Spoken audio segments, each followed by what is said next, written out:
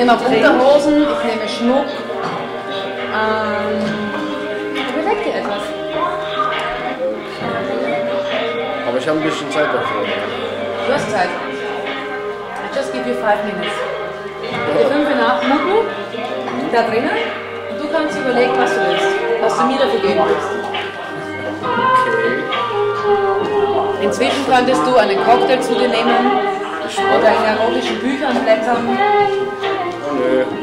in dem Schaukasten gucken, was da drinnen so passiert, den Mädels zugucken. Die Bilder, die werden immer total gut.